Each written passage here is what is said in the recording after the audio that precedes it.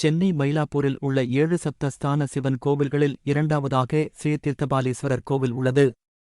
இந்த தலத்தை அர்த்தக்ய சக்தி திவ்யஸ்தலம் என்கிறார்கள் சித்தர்கள். நமது உடல் பெரும்பாலும் தண்ணீரால் ஆனது என்பதை நாம் அறிவோம். இந்த வீடியோவில் ஸ்ரீ தீர்த்தபாலீஸ்வரர் பற்றி காண்போம்.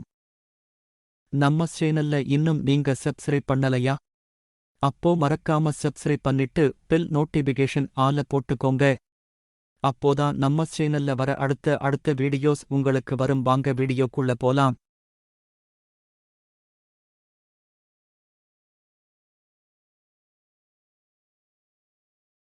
ஸ்ரீ தீர்த்தபாலீஸ்வரர் கோவில். இங்கு மூலவராக இறைவனின் திருநாமம் தீர்த்தபாலீஸ்வரர், இறைவியின் திருநாமம் திரிபுரசுந்தரி ஆகியோர் உள்ளனர். இது அர்த்தக்ய சக்தி திவ்யஸ்தலம் என்கிறார்கள் சித்தர்கள். கோவிலின் வரலாறு. இக்கோவில் ஸ்ரீ தீர்த்தபாலீஸ்வரர் மற்றும் அன்னை திரிபுரசுந்தரியின் இருப்பிடமாகும்.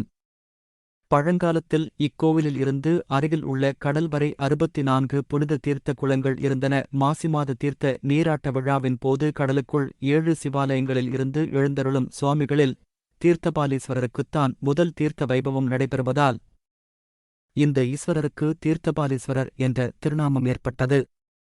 சித்தர்கள் ஏராளமான ரிஷிகள் இங்கு அர்த்தக்ய வழிபாடு செய்ததால் அர்த்தக்ய சக்தி திவ்யஸ்தலம் என்ற பெயர் பெற்றது. நமது உடல் பெரும்பாலும் தண்ணீரால் ஆனது என்பதை நாம் அறிவோம். ஒருவரின் முந்தைய கர்மாக்கள்.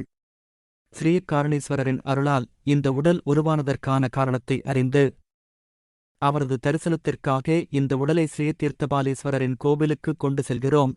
ஸ்ரீராமருக்கு அகஸ்தியர் தனக்கு ஏற்பட்ட நோய் நீங்குவதற்காக இந்த ஆலயத்திற்கு எழுந்தருளி இறைவன் இறைவியை வணங்கினார் என்பது தல வரலாறு. ஆதித்ய ஹிருதய மந்திரத்தை உபதேசிக்கும் மகாகுரு அகஸ்தியரின் தெய்வீக ஆற்றல் இந்த கோவிலில் உள்ளது.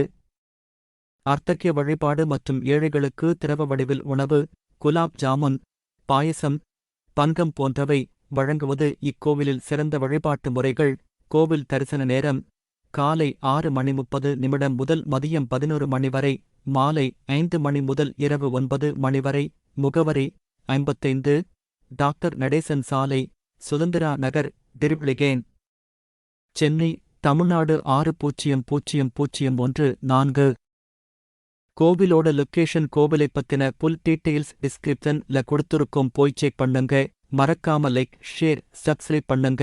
உங்களுக்கு 1000 வருஷம் பழமையான கோவிலை பத்தி தெரிஞ்சுக்கணுமா, இல்லனா உங்க ஊர்ல இருக்கிற பழமையான கோவிலை பற்றி தெரிஞ்சுக்கணுமா? அப்போ மறக்காம கமெண்ட் பாக்ஸ்ல போய் கமெண்ட் பண்ணுங்க.